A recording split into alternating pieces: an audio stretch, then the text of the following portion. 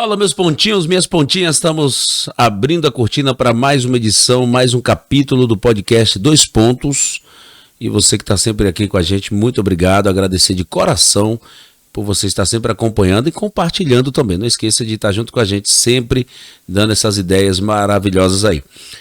Agradecendo a nossa querida distribuidora Top Beer, nossos parceiros ali que estão sempre nos ajudando. Um abraço também para a Belle Pizzaria. E agora pizzaria, restaurante, tem muitas opções bacanas lá, só não tem moela, mas a gente vai providenciar um dia. E Atacado Multimarcas, que chegou com muitas novidades bacanas lá. Agora, deixa eu te falar, Sérgio, não seria melhor fazer isso aqui, não? Vai você entregar o jogo. Fica parecendo estádio de publicidade. Já aparece. Vai ter as placas de publicidade. Você não tá pensando não, que o pessoal segura as placas, né? É mais ou menos isso. Dá aquele joinha, se inscreve no nosso canal. Ele faz questão de mostrar a versatilidade. Ah, não, o punho dele, como é que ele mexe ali? um sininho aqui, um badalo. É um badalo. Ah, entendi. Mas tudo bem, se inscreve no canal daquele joinha, também acione o sininho aí. Dois Pontos Podcast no Instagram, se você ainda não nos segue, segue lá. E também aqui, claro, no canal do YouTube. E hoje a gente vai ter, sem querer ser maldoso no trocadilho, e que veio de Sérgio, que todo mundo sabe que eu não gosto dessas brincadeiras de mau gosto, um dedo de prosa com esse camarada, que significa saúde para os homens, doutor Elias Dávila. Por favor, vamos blindar aqui, que tê-lo aqui junto com a gente é uma honra. E eu poderia dizer, como a gente diz nos botecos que a gente frequenta, é uma honra inoxidável. Agora, eu acho uma maldade. Eu, como urologista, eu prefiro dizer uma honra que mijadão. Boa. Agora, o senhor escolheu essa camisa, foi de propósito? Não, essa camisa... Não, eu tenho um hábito de gostar do azul mesmo. Ah, entendi. E essa camisa, por coincidência, hoje eu amanheci com ela, botei ela. Eu estou até aqui. Hein? Eu gosto colorida, azul, vermelho e branca. Aí eu fico mais feliz ainda. Ele tá vendo que já tá futucando para falar sobre o Vitória, que é o principal time da Bahia. Inclusive tá voltando para a primeira divisão. Agradecer aí a torcida do Vitória pela força e pela energia, viu, doutor? Vocês vão voltar para a primeira e eu vou continuar na primeira. A nossa diferença está aí. Eu espero que sim, que eu teria o maior prazer de nos encontrar, né, para uma vitória. O triunfo do Bahia será garantido nos dois jogos, com certeza. Eu não estou entendendo nada aqui. O embate aqui vai durar muito tempo. Mas vamos começar falando dessa campanha do Novembro Azul, que é uma campanha muito importante para os homens. E eu costumo dizer o seguinte, importante também para as mulheres, porque quando o homem não se trata, não se cuida, quem pega o rojão... Quem segura essa mochila de pedra são as mulheres. E a andata é um período muito importante, né, doutor? Na verdade, eu quero dizer o seguinte: na verdade, quem leva a mulher para o médico, quem leva o homem para o médico é a mulher. É a mulher. Normalmente ele enrola, ele não quer, e existe uma pesquisa que prova que a maioria dos homens não gosta de ir ao médico, não é porque tem medo do toque, tem medo, é porque não gosta de saber que está doente e que tem que fazer alguma coisa, ou uma cirurgia, ou um tratamento que demore mais. Antes da gente ir para a questão da próstata como campanha, como a doença que acaba vindo através aí do câncer, para que as pessoas entendam o que significa a próstata, qual a função da próstata no corpo do homem? A próstata é uma glândula que fica embaixo da bexiga, né, e abraça a uretra. E ela tem uma função muito importante de criar alimento para o espermatozoide. Ela faz parte do aparelho reprodutor masculino. Ela produz alguns alimentos que vão para ser armazenados junto com o espermatozoide na vesícula seminal, que é vizinha dela, e na hora do ejaculado sai ele vivo e com a hábil na possibilidade de percorrer o caminho que ele tem que percorrer. E por que ela é talvez o maior índice de câncer no homem é na próstata? Por que acontece tanto na próstata? Na verdade, nós temos vários fatores, né? O fator hereditário é um deles, o fator de hábitos alimentares que a gente tem, principalmente nós que somos carnívoros, né? Para você ter uma ideia, os países asiáticos não têm o volume de câncer de próstata que nós temos no Brasil, nos Estados Unidos. A carne vermelha, então, influencia? A carne vermelha facilita isso. Então, o hábito da carne, por exemplo, peixe, né, que, por exemplo, na Ásia tem muito esse hábito, acaba ajudando as pessoas a evitar esse câncer. E a gente sabe, por exemplo, que as verduras, as frutas vermelhas, diminuem o índice de câncer de próstata. Pessoas que comem desde cedo tomate, que tem uma substância chamada licopeno, ela facilita a defesa orgânica contra o câncer de próstata. Então já vai uma dica aí, né? Essas frutas seriam o quê, Sérgio? Você que é um fruteiro de plantão, frutas vermelhas, tomate é fruta, mas a beterraba é fruta? Na verdade, não, é um tubérculo. Ele é um tubérculo. É um tubérculo. Mas, olhe bem, a gente sabe que o licopeno existe em outros alimentos, mas ele é muito mais rico quando ele é fervido, o tomate, por exemplo, do que no tomate in natura. Fervido? In natura. Você não faz o molho com sim, tomate. Sim. Ele tem mais teor de licopeno do que no tomate in natura. Eu fui muito criticado quando eu fazia suco de tomate. É bom demais. É bom, né? Eu tomava muito. Eu tomei muito suco de tomate e as pessoas me criticavam. É uma delícia. Isso na infância e adolescência eu fazia. Quando eu fiquei um pouco mais, um jovem mais adulto, porque eu não me sinto um velho, aí eu já colocava alguns detalhezinhos, um hortelã, uma erva doce. Você coloca ali, vai dar um saborzinho, vai ficar um negócio bacana, mas fica legal.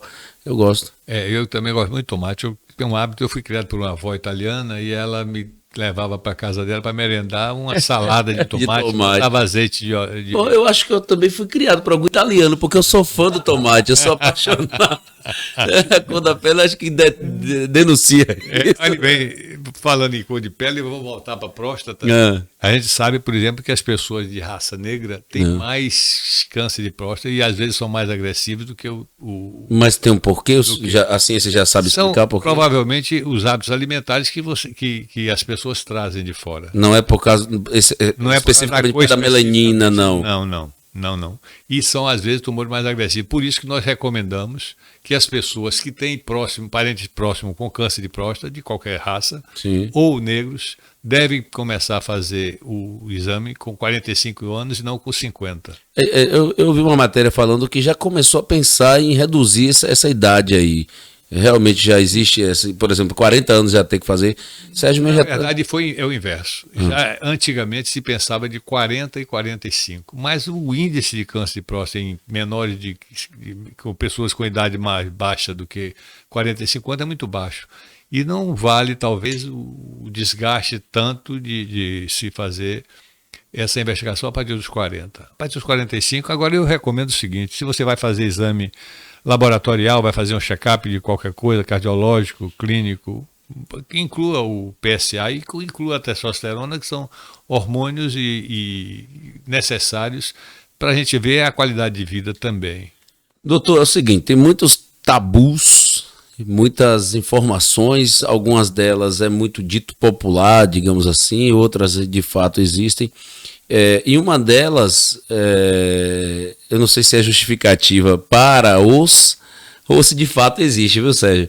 Mas disse que o ato de se masturbar ajuda a preservar, a conservar ou a manter a próstata em melhor estado, digamos assim. E ajudaria a evitar o câncer de próstata. De fato existe isso. E eu deixar bem claro aqui, gente, pelo amor de Deus, viu?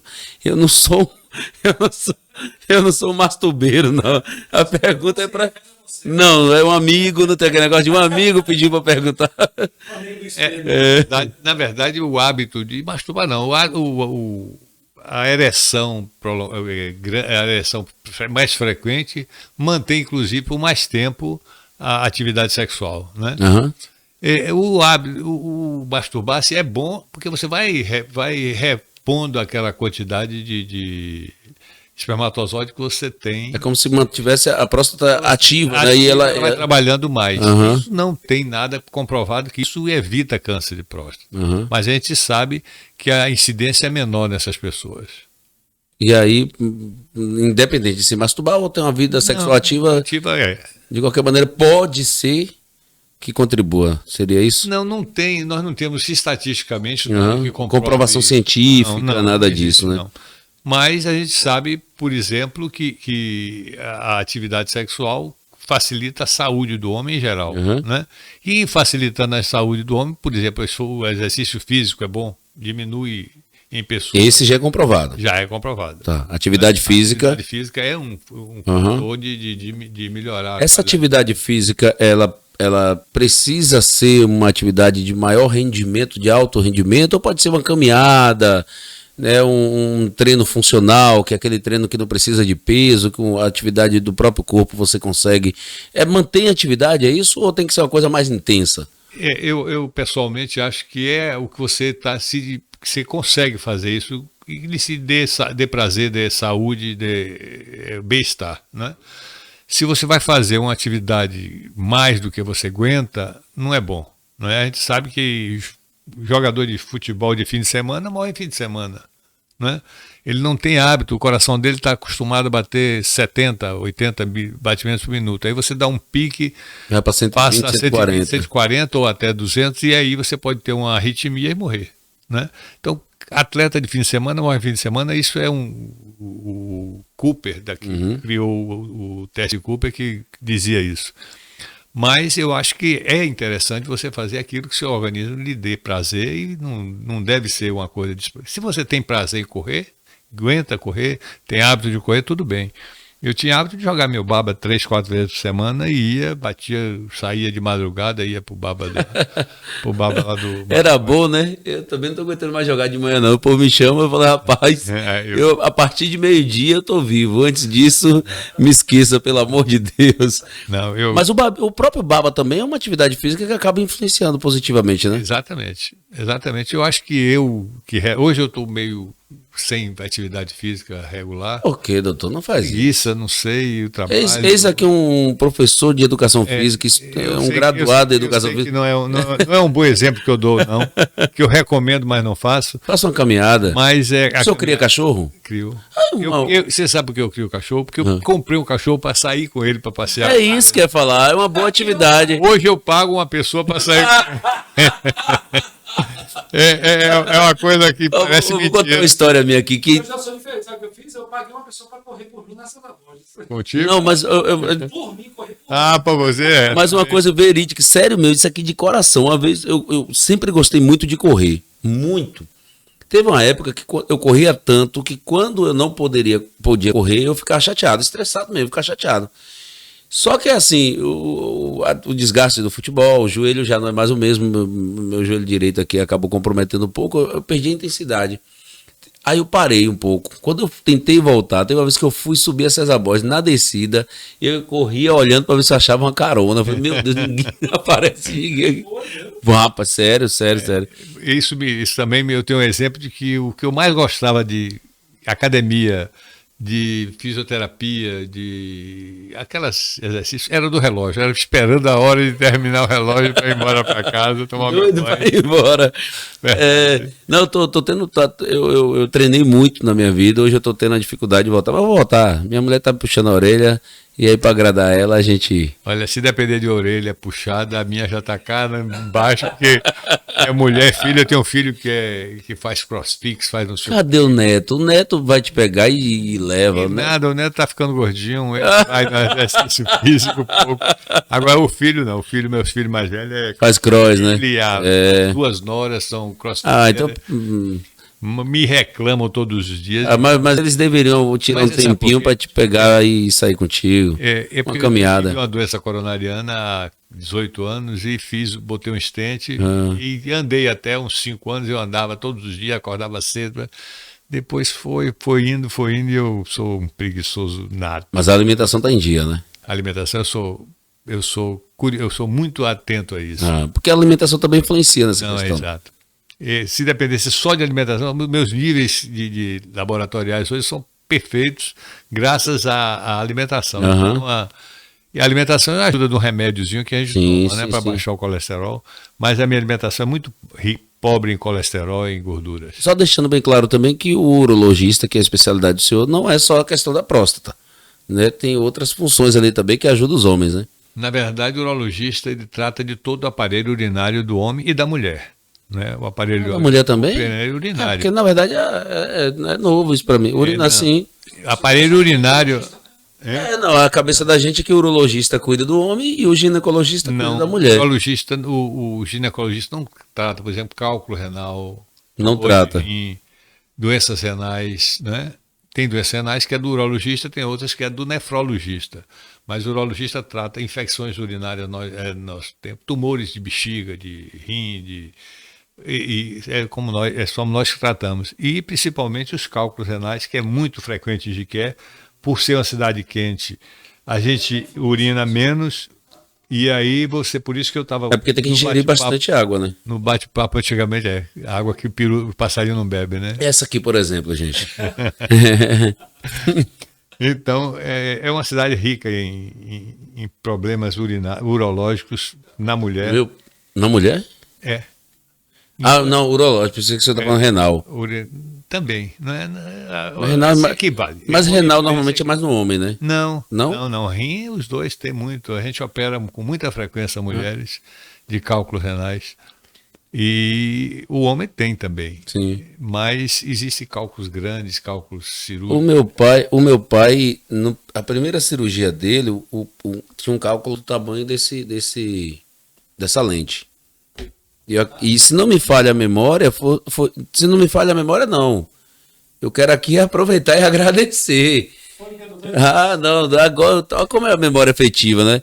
Gente, eu quero aqui agradecer. E por que eu quero agradecer? Não programei, não estava nem lembrando disso. Nem lembrava de que era isso. Não lembrava. Mas o senhor foi o primeiro a participar dessa cirurgia dele. Por que eu quero agradecer? Porque a gente tem um histórico, hoje muito menos, graças a Deus muito menos.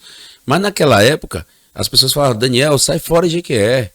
Vai fazer cirurgia em outro lugar e tudo, porque no Jequié, etc e tal, não tem bons médicos, não tem isso e aquilo. E o que o senhor fez naquela época, que eu estou lembrando aqui agora, eu não lembrava, sinceramente, de coração, não lembrava. A expectativa era que meu pai não voltasse com o rim. Não voltasse com o rim. O cálculo é muito frequente. Eu tenho um cálculo no consultório, esse eu guardei de lembrança, que talvez seja o cálculo maior que eu já vi. Que tamanho chega? Porque meu pai era gigante. Não, esse dava 3 vezes esse. Então tomou o rim todo. Não, esse era na bexiga. Na bexiga. Na bexiga deu 1,750 kg. Meu Deus. Cálculo muito grande, eu tenho lá no consultório. Se você for lá, você dá uma olhada para você ver. Eu tirei disso há uns 30 anos atrás e na época ele parece uma pedra mesmo. Da bexiga, uma pedra grande. E eu tive num congresso uma vez e vi um cálculo desse exposto em uma redoma de vidro. E aí, assim cálculo enorme, cálculo. E eu olhei, o cálculo era 1/3 do que eu tirei de um paciente. Esse paciente veio a morrer 20 anos depois de câncer de próstata, inclusive, aí na Clínica São Vicente, quando eu trabalhava ainda. E esse cálculo eu tenho exposto lá. Realmente é um cálculo enorme, gigantesco, né? Talvez um dos maiores cálculos que a gente já viu. De nível nacional, então, você está falando. Eu acho que isso é internacional também, porque nos outros lugares mais avançados, ninguém não fica tem, né? É por isso que eu falei nacional, porque normalmente lá... Porque não fica desse tamanho, né? As pessoas tratam mais cedo. É como câncer de próstata. Ele conseguiu sobreviver com um cálculo desse. E aí, quando ele chegou com a tumoração no abdômen, eu pensei que era uma bexiga, um bexigoma, que a gente chama, uma retenção urinária. Quando eu peguei, vi muito duro, eu aí mandei fazer uma radiografia, a radiografia constatou que era um cálculo. E eu operei ele, eu e Armando operamos ele nessa época. E esse cálculo eu guardei, eu nem dei ao paciente, eu guardei que se viu para minha memória científica. Até porque, olha como faz parte ele faz parte. E assim, eu imagino que eu sou um de milhões que já tiveram a oportunidade de ser tratado. Eu fiz também a cirurgia de vasectomia. E, rapaz, deixa eu contar antes de falar do senhor. O homem é tão travado para médico que eu fiz a vasectomia e teve uma época que eu não lembro o que foi. Eu sei que eu tive algum probleminha. muito depois, de outra coisa assim, não vou lembrar, daqui até o final do ano. E eu fui fazer uns exames de rotina e falar com o médico, né? Só que o médico, a gente homem trava tanto no médico, que o médico perguntou assim: você já fez alguma cirurgia? Eu falei: já fiz laqueadura. E não deixou de ser uma laqueadura. Não, laqueadura não é específico para a trompa. Não. É. Fechar, é Ah, então, travar. pronto, O médico falou: você quer dizer vasectomia? Eu falei: doutor, pelo amor de Deus, é isso aí. Você viu que ele entendeu. É uma forma de fazer. É isso mesmo, é isso mesmo. Os canais deferentes. É. E é laqueadora. E a resenha vai ser grande porque eu conto essa história, mas não tem problema não. E quando eu fiz a cirurgia, eu lembro que 2 alunos foram com o senhor, 2 alunos da UESB. E eles ficaram encantados com a proposta que era feita da cirurgia. Eles falaram assim: a gente nunca. Porque qual era o problema? Tinha muita reversão antigamente, porque primeiro era um nó, né, amarrava, depois só cortava, e aí ele falou assim: não, a minha ideia é cortar, depois corta mais outro pedaço, depois cauteriza, que é queimar as pontinhas. E aí um dos alunos falou assim: doutor, a gente nunca viu uma cirurgia como essa, por que o senhor não faz um artigo? Eu não sei nem se o senhor fez. Não fez. É isso que eu fico chateado, porque a gente trabalha no marketing, na mídia, a gente fica pensando, a gente tem um diamante em Jequié, né? A gente tem uma referência. Não, mas é sério, a gente tem não, tem várias referências na medicina em Jequié e a gente muitas vezes acha que não tem, mas porque precisa um pouco mais ser publicitado isso. Eu tenho um amigo em Salvador, muito amigo meu, amigo e irmão, Juarez Andrade, é professor da universidade. Ele de vez em quando ele fala algum caso, eu digo: eu já vi um caso igual a esse, e ele diz: rapaz, você nunca publicou seus casos, e você tem casos fantásticos. Eu estou com um caso agora fantástico, que era para ser publicado, mas a falta de um estudante, porque quem fazia, quando eu fui estudante, eu fiz trabalho no Hospital Aristide Maltês, principalmente, que a gente trabalhava com câncer de pênis, de próstata, de testículo. Eu fiz um levantamento de câncer de pênis. E eu me lembro muito bem que uns 200, algumas centenas eu não me lembro exatamente quantos, de câncer de pênis, e o Jequié era igual o Vitória, era o vice-campeão de número de casos de pênis. Só perdia para Alagoinhas na época. Eu pensei que era para o Bahia. Não, era que sempre foi o campeão. Ah, entendi, tá bom. Então só perdia para o Vitória. Era igual Vitória, vice. Se bem que o Flamengo esse ano tem Como é que é? Tomou esse título de todo Não mundo. se preocupe que o troco virá, não vai demorar, viu? Já. Mas não pode, doutor, pelo amor de Deus, não pode. Já que o senhor não fez, incentive. Eu tenho certeza que o senhor tem muito contato com os médicos que estão surgindo. Eu tenho um filho que é urologista. Pronto. Incentive a eles a publicar, a publicitar, a informar a sociedade jequiense que nós temos médicos bons. A gente precisa saber disso. Porque só sabe, eu sei porque eu tive a oportunidade. Mas muitos ficam achando que não existe, que eu tenho que ir para Salvador, vou ter que ir para Itabuna, vou ter que ir para Vitória da Conquista. Mas nós temos sim grandes profissionais aqui na cidade. Olha bem, nosso serviço de urologia do núcleo de urologia, nós somos hoje, eu acho que 8 urologistas em Jequié, né? Mais ou menos isso. Fora alguns que vêm de fora, trabalham aqui também, mas fixos somos, acho que 8. Meu grupo aqui do Hospital Santa Helena, do núcleo de urologia, sou eu, Edson, que é meu filho, Ramon, Bruno. Tem 2 de Salvador que vêm e trabalham com a gente, que é o Dr. Juarez e o Dr. Joab, são professores. E mais o pessoal da Perpétuo Socorro, são mais 3.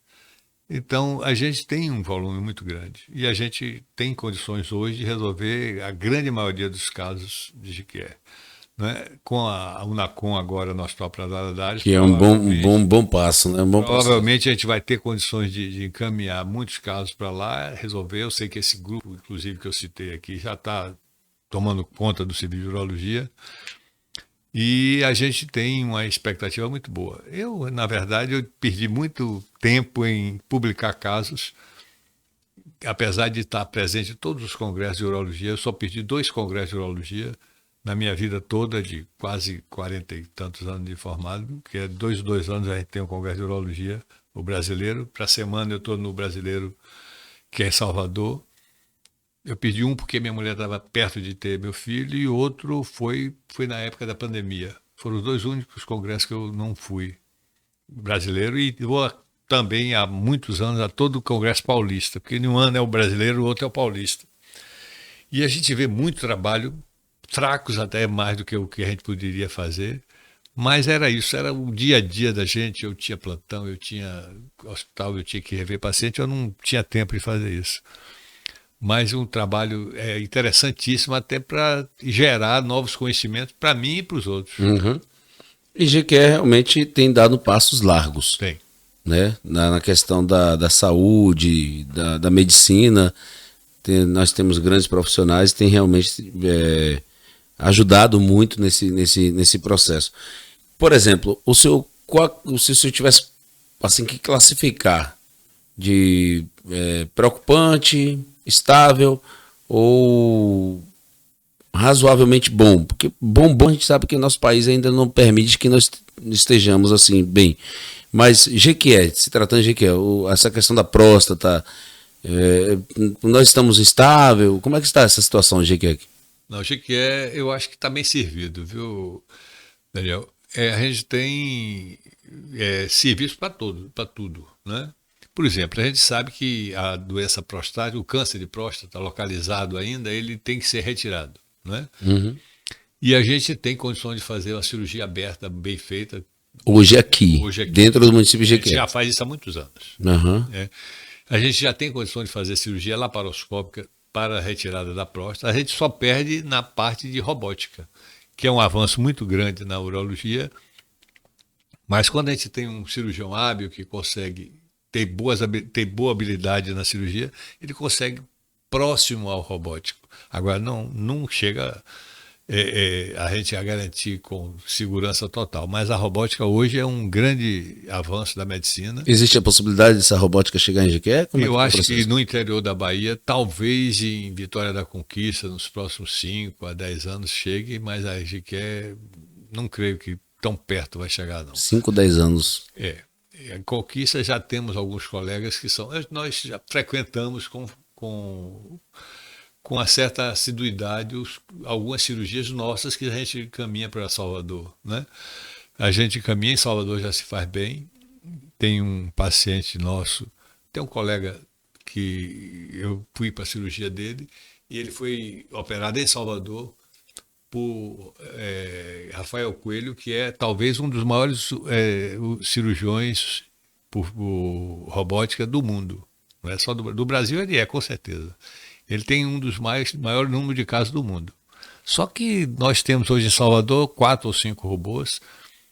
Para você ter uma ideia, os Estados Unidos já tem robô mais do que a Europa toda junta, né? Os Estados Unidos já vem na frente disso há muito tempo. É uma cirurgia muito fantástica. Mas nós conseguimos resolver a grande parte dos casos. Agora tem um custo muito caro. Uma cirurgia dessa, até quem tem plano de saúde tem que pagar, porque o robô, para se manter, ele custa muito caro. Então a melhor saída é a prevenção. Não existe evitar, né? prevenção de câncer de próstata. Não existe? Não existe. Porque as campanhas falam disso, né? Não, mas o senhor me assustou aqui agora, né? Então eu vou te dizer, existe diagnóstico precoce. A prevenção que se fala é isso, é como mama. Não existe prevenção de câncer de mama. Se a mulher tiver, me assustou aqui agora. Se a mulher tiver que ter câncer de mama, ela vai ter. O que é que se faz? Exames periódicos todo ano para descobrir um tumor inicial e resolver. Mas essa questão da alimentação e da atividade física, isso são fatores que a gente tem que ter para evitar ter até tumores mais agressivos, né? Uhum. Existem tumores mais agressivos e menos agressivos. Existem tumores que você não faz nada. Então digamos a grosso modo de que tipo, se alguém for ter, ele vai ter. Vai ter, provavelmente vai ter. Para você ter uma ideia. Ele só evita de que seja mais ou menos agressivo. Eu vou ter uma estatística. Aos 80 anos, foi feita uma estatística americana, aos 80 anos, 63%, 64% tinham câncer de próstata, em autópsias realizadas por outras causas de morte. Desses 63%, só 2% eram tumores agressivos. Os outros não precisavam fazer nada e morreram sem o tumor ter se desenvolvido a ponto de causar doença. E para que as pessoas entendam o que é o tumor, nada mais é do que a própria célula que nós temos. Está no nosso corpo, né? São células... Não é algo externo. Mas são células que se deterioram, elas se reproduzem de uma forma diferente que uma célula normal. Uhum. É por isso que formam um tumor, formam um aumento, né? A hiperplasia benigna da próstata, que é a doença mais frequente na próstata, que todos nós, depois de 50 anos, vamos ter um aumento da próstata, é a hiperplasia benigna, é o aumento da célula, enquanto o câncer é o aumento da quantidade de células de uma forma anárquica. É uma anarquia de desenvolvimento celular. Além desses dois, tem mais algo que a próstata apresenta como... Antigamente nós tínhamos muito uma doença que a gente chamava de prostatite. Hoje tem, uma incidência menor, mas tem. Mas antigamente, por causa das doenças sexualmente transmissíveis, principalmente a gonorreia, a infecção subia pelo canal da uretra e ia para a próstata, porque a gente não tinha antibióticos que agiam bem naquelas ou deixavam as doenças sexualmente transmissíveis, a gonorreia, né? Uhum. Que é aquela secreção Sim. purulenta que dá pela uretra. Então, esses pacientes tinham a prostatite e às vezes morriam de prostatite. Hoje é menos frequente. Existem os cistos, os cálculos, mas o que preocupa a gente, na verdade, é a hiperplasia benigna, que a maioria dos homens tem e precisa operar muitos deles, e o câncer de próstata, que matam muito dele. É o terceiro causa de morte, será morte por câncer entre nós, é o câncer de próstata. Nós vamos para o intervalo, e é uma dica do Dani, não do doutor. Gente, faça amor. Né? Se não é comprovado cientificamente, eu acredito que vai ajudar. Com certeza. Eu acho que ajuda sim. Vai ajudar. Miguel é um professor da USP de São Paulo. Ele dizia que 3 coisas que fazem bem e evitavam o câncer de próstata. Ele tem mais trabalho registrado do que qualquer um outro. Miguel dizia que tomar sol, fazer sexo e fazer atividade física era boa. Então você não tinha nada melhor do que ir para a praia, dar uma na praia, porque facilitava a vida. Isso ele falava em todos os congressos, ele repetia. Ele vai estar até em Salvador essa semana fazendo palestras aí nesse congresso. Depois do intervalo e depois dessa a gente está de volta. Deixe suas comemorações ainda mais especiais com a Top Beer. Temos uma ampla seleção de cervejas geladas, vinhos nacionais importados, destilados premium, refrigerantes e muitas outras novidades. Temos preços promocionais e entrega rápida. Ligue ou faça seu pedido pelo WhatsApp 7335254012. Top Beer, Rua Siqueira Campos, número 564, Show aqui, Romão.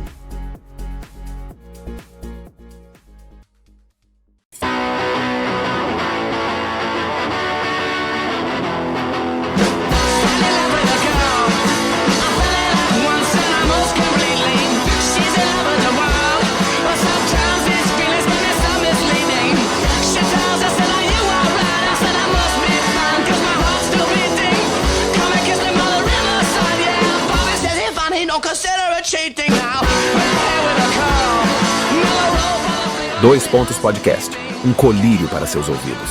Toda sexta, a partir das 19 horas em nosso canal do YouTube.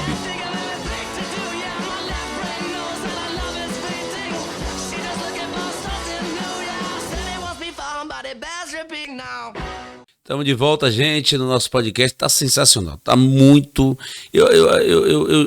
Não é porque eu estou aqui não, viu, doutor, mas talvez foi um momento mais esclarecedor que eu já vi, porque é muito aquela informação de toque, não faz o toque, quem não faz o toque morre, quem faz o toque vive, e não é só isso, não é bem isso, não.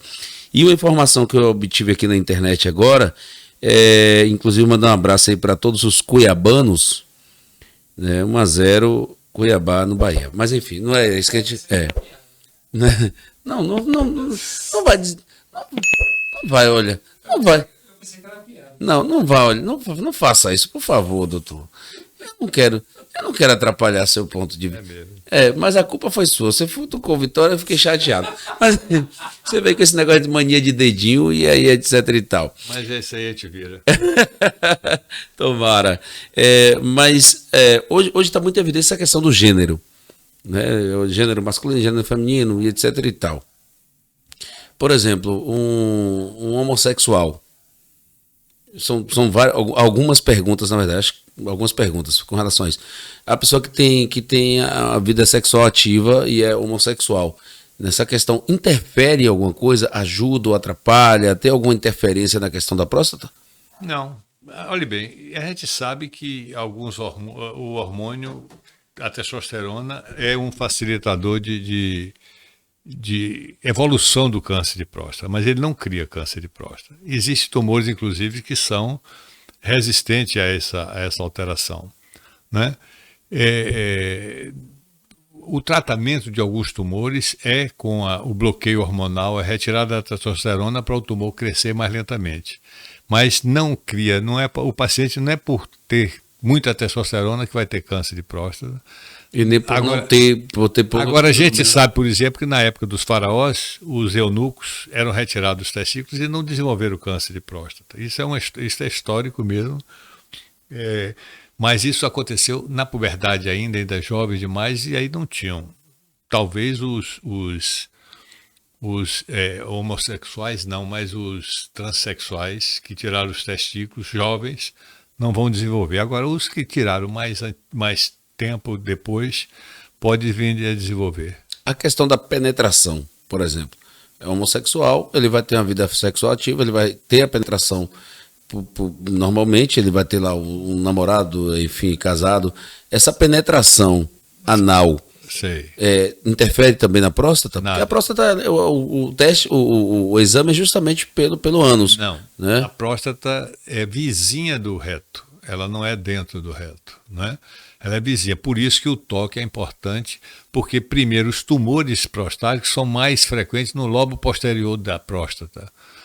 A gente sabe que as doenças sexualmente transmissíveis, como o HPV, é causa de câncer de reto, causa de câncer de colo de útero, causa de câncer de pênis. Aí pode ser esse tipo de tumor. Agora, em relação à próstata, não tem nenhuma coisa a ver. Pois é, muito dizem por aí que o exame de sangue vai resolver o problema de quem tem esse preconceito, essa cisma, como a gente diz na Bahia. O PSA, por exemplo, fez o teste lá, fez o exame de sangue, deu positivo, deu bom, positivo no sentido de deu legal, deu bom.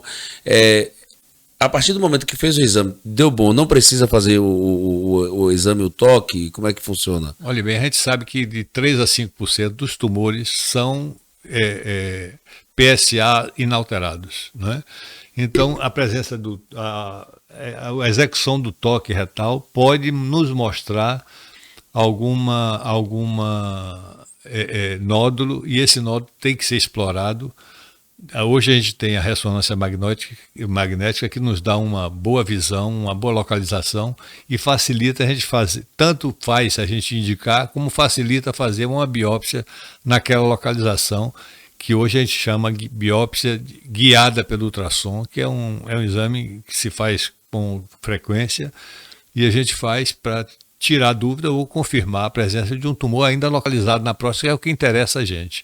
Porque quando o tumor já é metastático, que ele já tem ramificações, e eles dão metástase muito para ossos, e é um sofrimento muito grande de pacientes que têm câncer de próstata em fase avançada, a ter fraturas espontâneas, a ter fratura que a gente chama patológica, e em virtude disso é bom você fazer também o toque e, se necessário, fazer uma ressonância para indicar ou não a biópsia prostática. Esse câncer, para ser avançado, ele depende de quanto tempo, mais ou menos, normalmente? A pessoa não sabe ainda que tem um câncer. Qual é esse período que normalmente acontece? Por exemplo, anos, meses, como é que é? Até para que as pessoas que têm essa possibilidade desse câncer tá ou tranquilo ou não, saber que é preciso fazer logo o exame, se cuidar para poder resolver esse problema o mais rápido possível. É como eu te disse, existem tumores que são mais agressivos, né? E isso, a biópsia que determina isso. Existe uma classificação que vai de 6 a 10. Um tumor 6, que a gente chama Gleason, essa classificação, que é o número de células alteradas contra a deformidade dessas células, que vai de 3 mais 3, 4 mais 3, 3 mais 4. Essa, por exemplo, 4 mais 3 a anarquia celular é maior. E esse paciente tem que ser operado para não evoluir. É um tumor que evolui muito lentamente. Isso tem um fator bom, porque dá tempo da gente descobrir esse tumor. Mas tem um fator ruim, porque quando ele chega a um estágio que ele vai lentamente acontecendo, a morte, às vezes, do paciente, o sofrimento, às vezes, é muito grande na fase derradeira dele, que com o tumor muito avançado, com metástases ósseas, de crânio, de pulmão e de outros órgãos. Ok. Ô, Sérgio, eu só vou te pedir que você não aborde o assunto Bavi. Né? O doutor Elias está sensacional, está uma interação super leve. Não, é porque assim, ele vai ficar nervoso. Por exemplo, o Vitória é campeão já é campeão. O Bahia tá brigando e eu quero muito que o Bahia fique, porque eu quero assistir esse Bavi lá no Barradão, Manuel Barradas. Manuel Barradas é uma homenagem feita pelo doador do terreno e da construção, foi o governador da Bahia, feito para o sogro dele, botou o nome do celular. E em relação ao Vitória, eu não me preocupo com o Vitória, não, porque o Vitória não merece preocupação. O Vitória não foi classificado nem para as semifinais do Campeonato Baiano esse ano. Estadual. E o Bahia tem 50 campeonatos baianos, e é o segundo time que tem mais campeonato regional. Estadual, eu acho brasileiro, o Bahia tem 2. O Vitória muito... chegou uma vez numa final, não foi? Chegou uma vez na final do Campeonato Brasileiro, foi vice. Vice. E uma vez finalista uma vez finalista da Copa do Brasil. Foi? Foi vice pro melhor Santos de todos os tempos, depois do Santos de Pelé. O Bahia foi campeão brasileiro em cima do Santos de Pelé. Nessa época, a minha avó era a mulher mais bonita da cidade. O Flamengo nem existia? O Flamengo já era campeão mundial. E prestava? Hã? O Flamengo presta hoje. Nessa época eu não quero. Não. No tempo do Santos só existia Santos e Botafogo. Isso, perfeito. O Bahia foi campeão em cima do Santos. Mengava, Coutinho, Pelé e Pepe era o ataque do Santos. Foi campeão em cima de Pelé, verdade. Era o Bahia.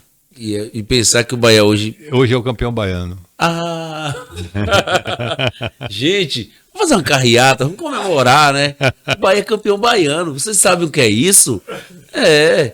Nós somos campeões brasileiros. Vocês foram eliminados na fase inicial do Campeonato Baiano esse ano. Esse não, há uns 3 ou 4 anos. A gente estava se preparando para chegar forte no Campeonato Brasileiro. Eu vi o início do campeonato. Eu teria a maior satisfação de assistir um Bavi com o senhor lá em Salvador. Não, você não vai ter esse prazer, não, porque a torcida do Bahia é diferenciada e no lixão eu não vou. Diferenciada? E no lixão eu não vou. Lixão não. Manuel Barradas. Por favor, melhor estar jogando no lixão. Quem falou isso? No antigo lixão. Quem falou isso não fui eu, não. Foi Pat Cobb, quando veio pro Vitória, disse que não pensava que era um time que era campeão, mas quando chegou lá que viu aquela ali, os urubus. Não tem problema. Agora, o time que joga no antigo lixão é dele. Não é da cerveja, não. Mas enfim. Se você fechar a Fonte, o Bahia deixar de ir para Fonte Nova, fecha. Fecha, claro. Então quem mantém a Fonte Nova se o Vitória deixar de ir para Barradão, vai fechar também. Todo estádio depende de um time. Agora, se o Vitória estivesse jogando na Fonte Nova, até aquela conchazinha que tava para fechar, tinha que botar arquibancada, porque a gente ia lotar aquilo ali de um jeito. Você não conheceu o Bahia campeão de 88. Eu vi jogando na Fonte Nova. Não tinha lugar para ninguém ficar mais. É verdade. É inesquecível. Não, eu achava lindo naquela época também. Eu ficava olhando assim, vislumbrado. Hoje, tá dando mais pena, né? Você acha? Não, porque assim, colocaram a criptonita no bolso do Superman, que eu não sei o que foi que deu. Ele tá me provocando. Pare de olhar o estado aí, por favor, me ajuda. Já empatou? Gente, eu acabei de ter um Bavi aqui.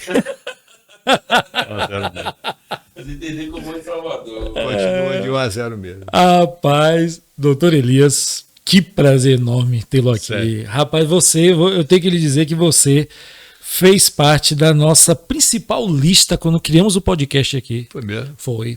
Lembra, não foi, Dan? Foi. A gente colocou que, sim, a gente chamou várias pessoas aqui, importantíssimas, pessoas de grande nome aqui na cidade e de influência.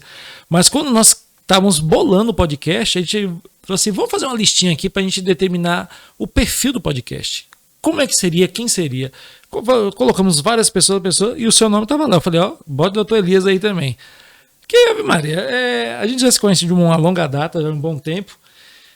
E o pouco que eu tive a oportunidade de conhecer, de a gente ter nossos papos, foram sempre assim, nesse tom divertido, engraçado e instrutivo.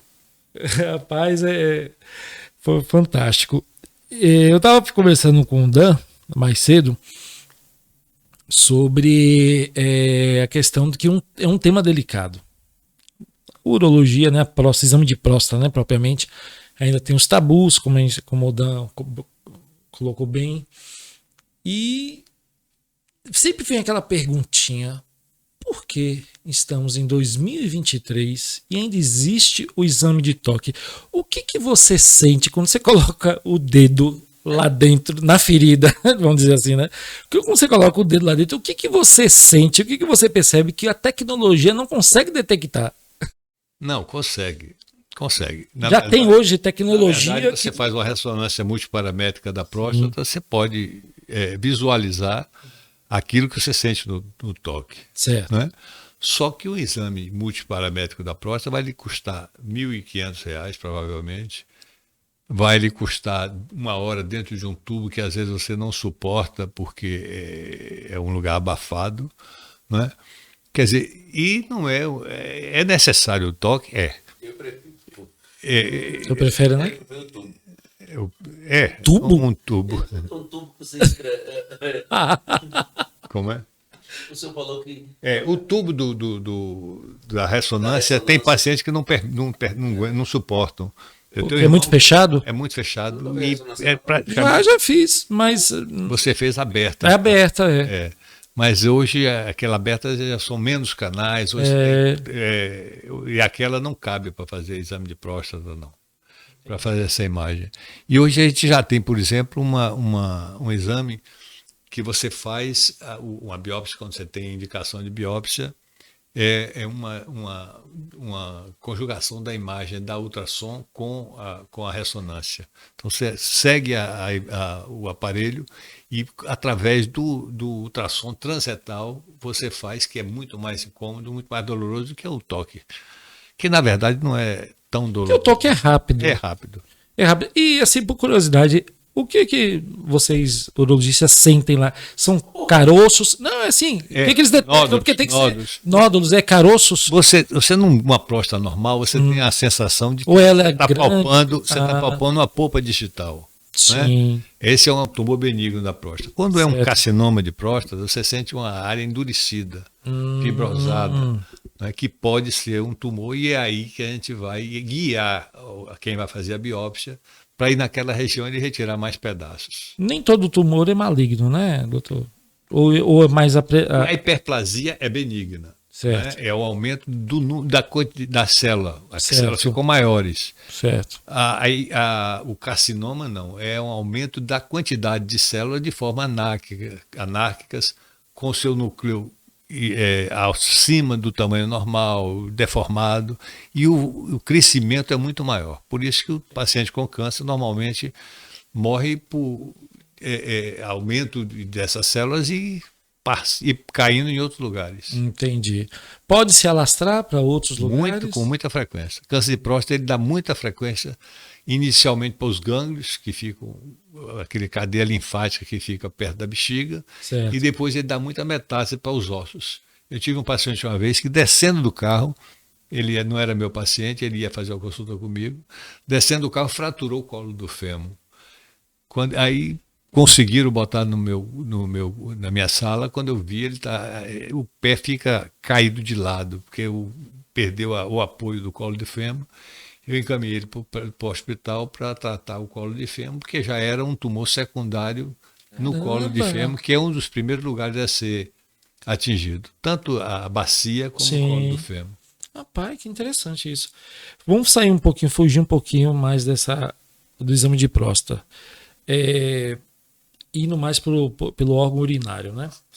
Existem outras doenças também, né? A gente conhece bastantes, né? Que, pelo menos nós homens sempre ouvimos falar de um tal do cancro mole, né? Que chama. As doenças sexualmente Sim, transmissíveis. exato. Cancro mole, aquele candidíase, né? Também. Candidíase não é. Não é. Ela pode ser transmitida sexualmente, mas não é só sexualmente que ela se transmite, né? Sim. Porque um fungo, ele cresce em lugares úmidos, né? E, por exemplo, se você tem um excesso de pele, né, e aquela cobre o pênis, a higiene não é bem feita, você vai ter uma candidíase independente de sexo. E não é uma coisa, assim, tem Grave. tratamento ou grave, não? Não é uma coisa grave. Pode se tornar algo grave? Pode se tornar algo grave? Não. Não. Em geral, não. Pode dar infecção secundária e você tem que fazer algum tipo de tratamento maior. Né? Certo. Agora, a gente, por exemplo, a gente tem uma preocupação muito grande hoje com HPV, que é um vírus que é o responsável pela maioria dos cânceres de colo de útero e é responsável pela maioria do câncer de pênis e do câncer de reto. Entendeu? Existem também formas de orofaringe causada pelo HPV. Através do sexo oral? Do sexo oral também. Né? Então, as doenças sexualmente transmissíveis são muito frequentes e continuam fazendo com muito cuidado. As pessoas estão perdendo o medo de ter relações sem camisinhas e sendo transmitidas. Né? O HIV, por exemplo, diminuiu muito a procura, mais porque os coquetéis estão tratando e praticamente já tem caso de cura definitiva de HIV. Né? A gente tinha muita gonorreia, né? Gonorreia. Que era aquela secreção que saía pelo pênis, com pus, e hoje ainda está voltando muito. Eu tenho atendido muitos casos desses. Sim. Existia o cancro mole, que é uma forma de... É isso, uma ferida. Cancro mole, não? Cancro mole. Cancro. Cancro mole. Existia o cancro duro, que era uma porta de entrada para sífilis, que era uma ferida também, é um ferimento. Mas aí eu entrava para sífilis, que antes da descoberta da penicilina era uma causa de morte muito frequente. Né? As pessoas morriam, às vezes, por paralisia geral progressiva, que era a fase neurológica da sífilis. Tem agora a vacina. Tem a vacina de HPV já contra 10 tipos diferentes de vírus. Mas quem já tem o HPV? Não é para tratar esse HPV. E nem cobre todas as 100 espécies diferentes. Mais ou menos é o que nós temos. Você tem uma ideia, uma verruga, por exemplo, a verruga vulgar que a gente tem, é da família do HPV. Né? Mas o que preocupa a gente não é essa verruga. São aquelas que são cancerígenas, né? Que diminuiu muito o número, vai diminuir muito mais ainda, o número de câncer de colo de útero, que é um tumor que é muito grave, muito frequente em mulheres e foi transmitida pelo sexo por uns 2 ou 3 tipos de vírus. Entendi. Eu sempre ouço falar também, então, doutor, a gente falou das doenças venéreas. Só para completar, porque normalmente a gente considera 7 como tipo, né? É a sífilis, cancro mole.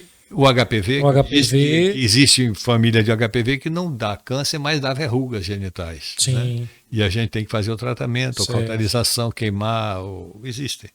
E a vacina, às vezes, protege contra algum tipo disso. Uhum.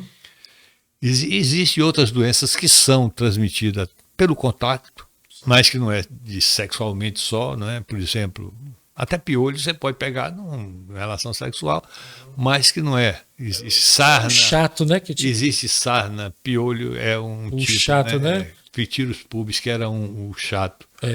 Né? Existia aquele outro que chamava. Como era o nome? Meu Deus, esqueci agora. É o Cri-Cri. Que diz que é o chato que dá no saco do chato.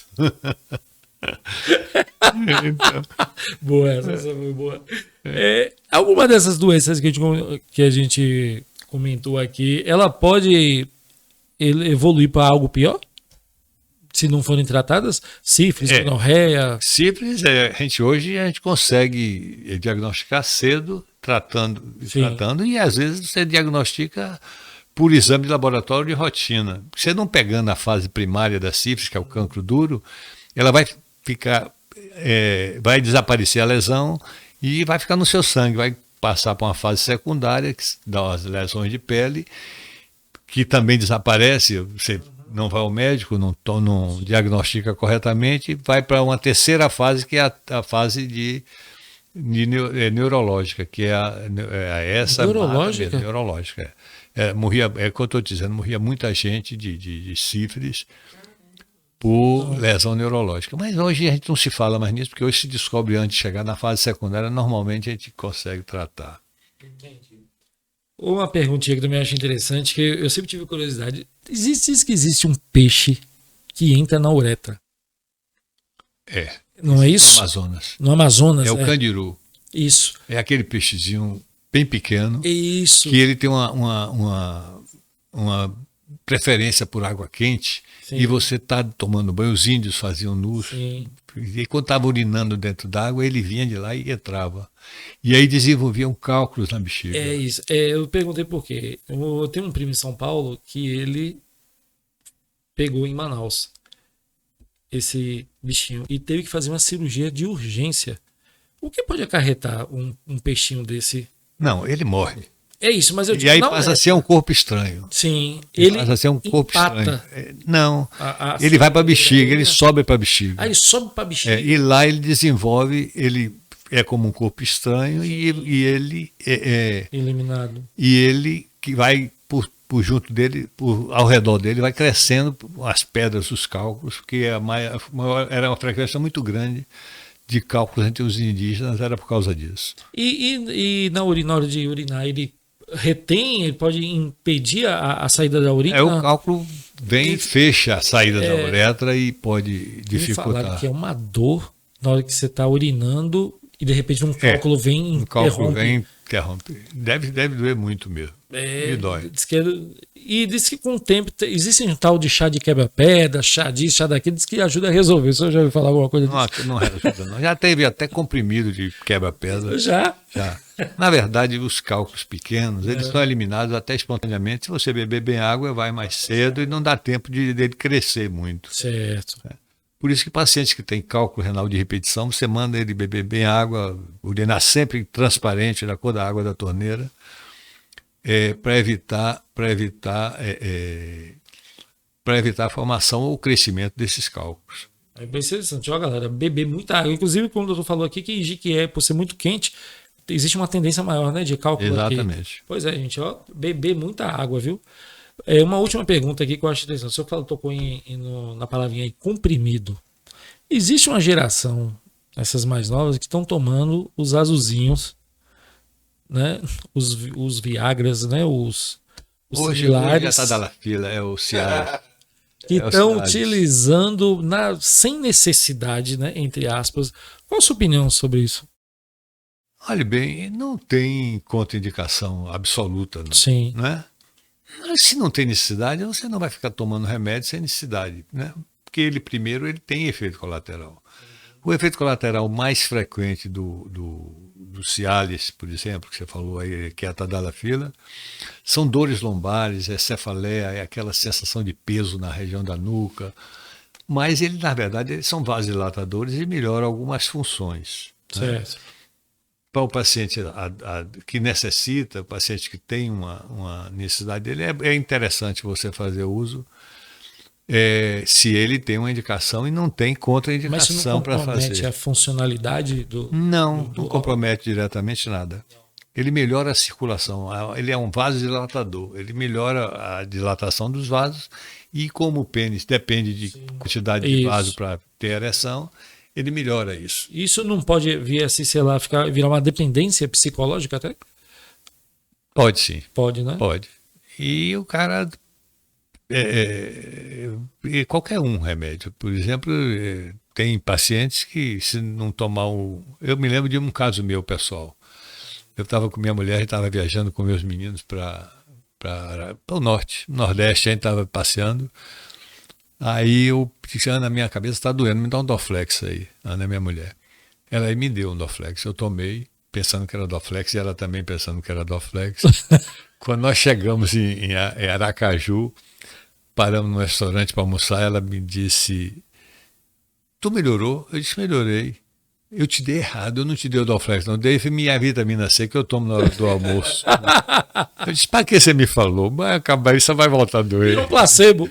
Era um placebo, teve efeito placebo, e é isso que vai acontecer. Ah, entendi. Você cria uma dependência do placebo também, e às vezes o paciente toma um outro qualquer placebo e pensa que é um remédio e se dá bem.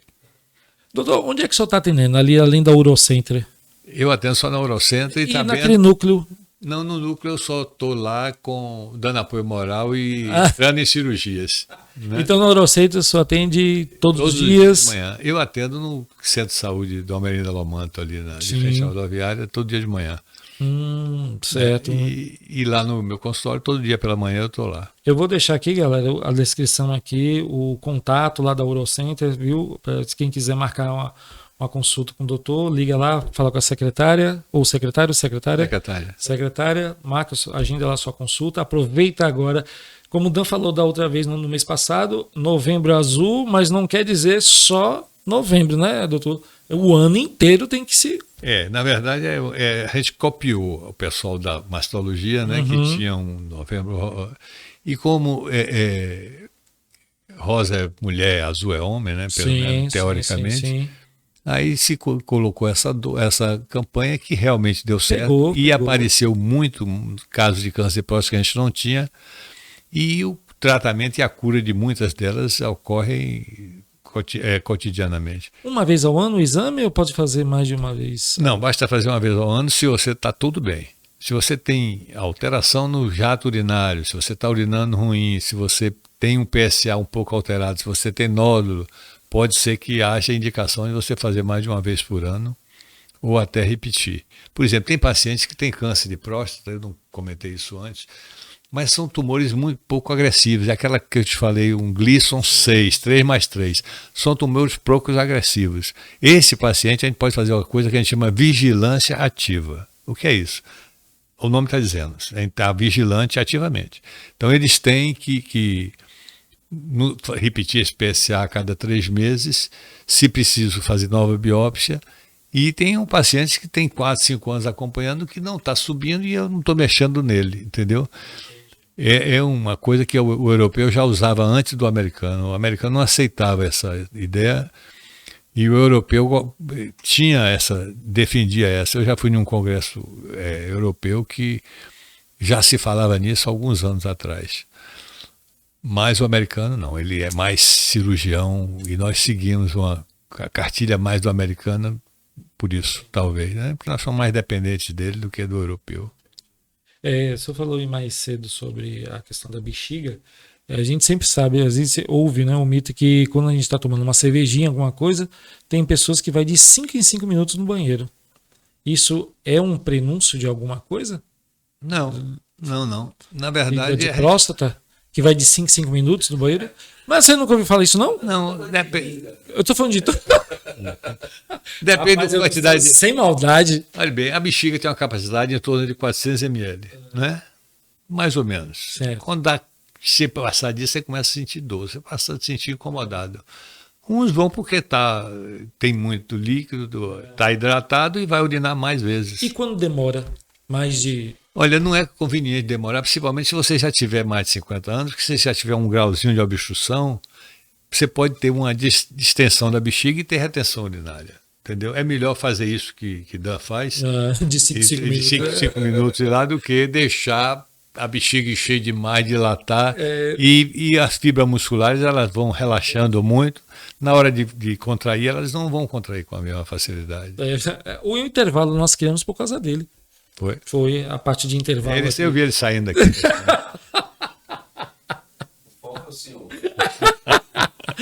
Doutor, muito obrigado. Foi um excelente papo. Dan, vem finalizar aqui.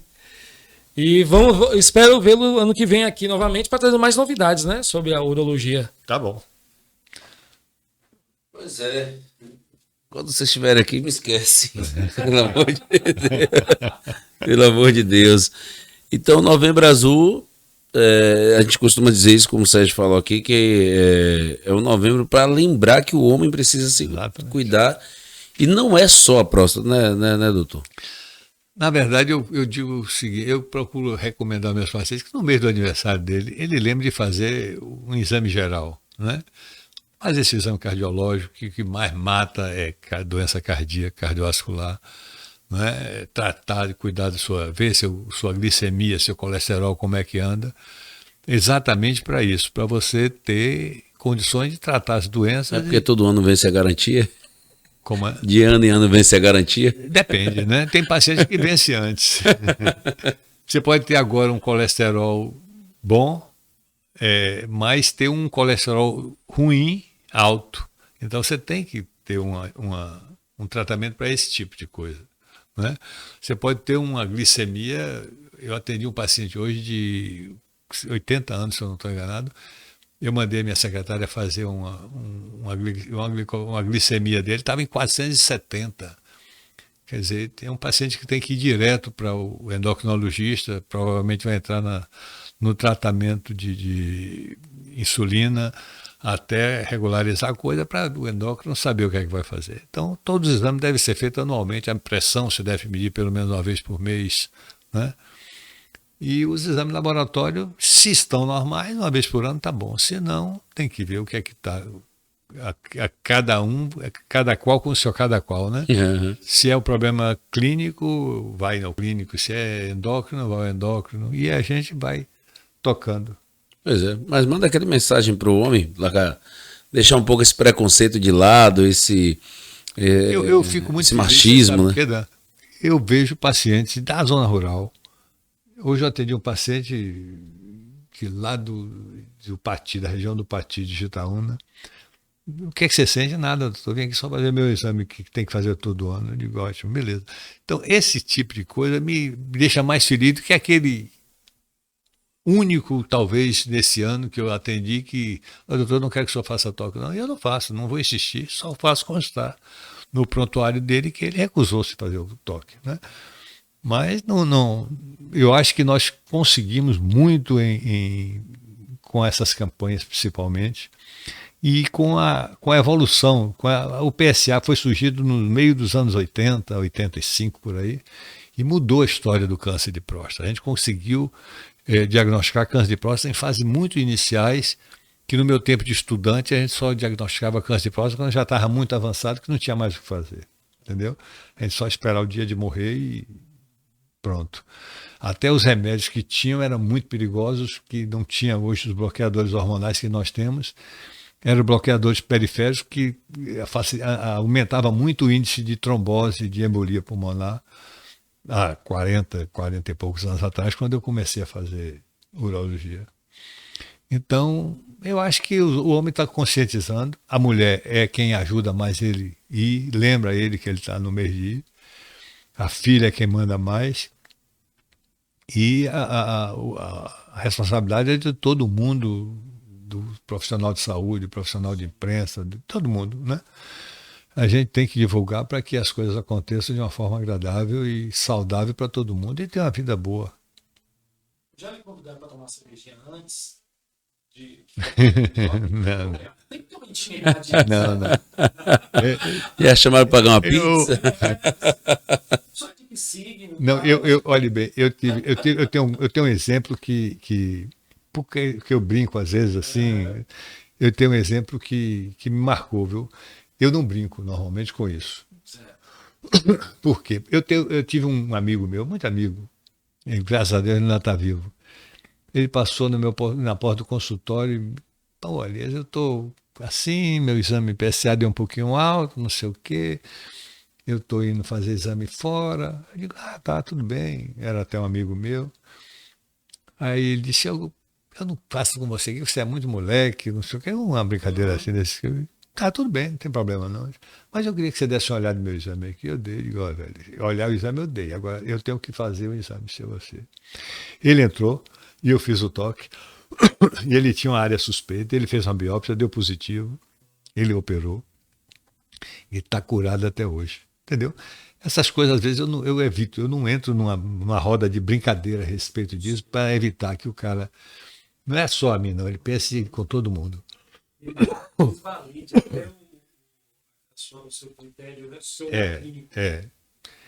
Aí, então, é essa coisa. É como você entrar numa sala de exame com uma senhora, você vai levar a sua secretária adjunta para evitar algum tipo de coisa, de pensamentos maléficos de alguém ou de alguém, né? Então, a gente tem que se proteger e proteger o paciente, principalmente. Mas foi bom falar com vocês. Ah, a gente é que agradece. Queremos bis, viu? Muitos tabus. Eu tô... Quando o Bahia for campeão, aí você pode vir aqui. Então, peraí. Não faça isso, pelo amor de Deus. Não. Bora quebrar essa regra aí.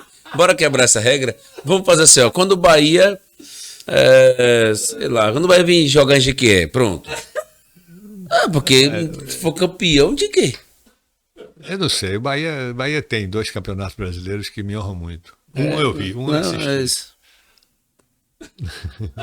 Mas tem muitos anos isso, né? É 88. 88, eu tinha 4 anos.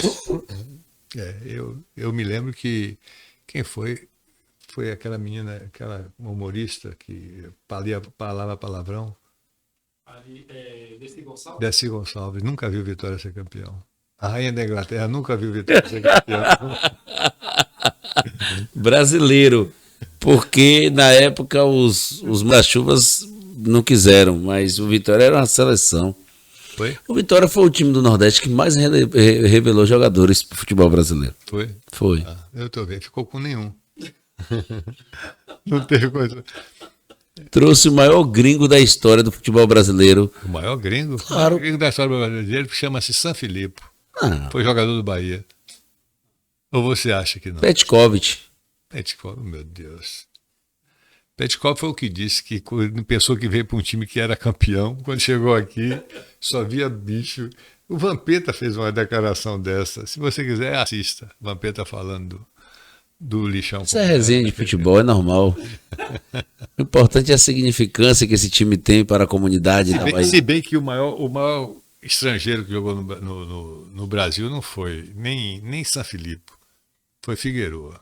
Figueroa, fato. Figueroa foi jogador do Internacional, fantástico.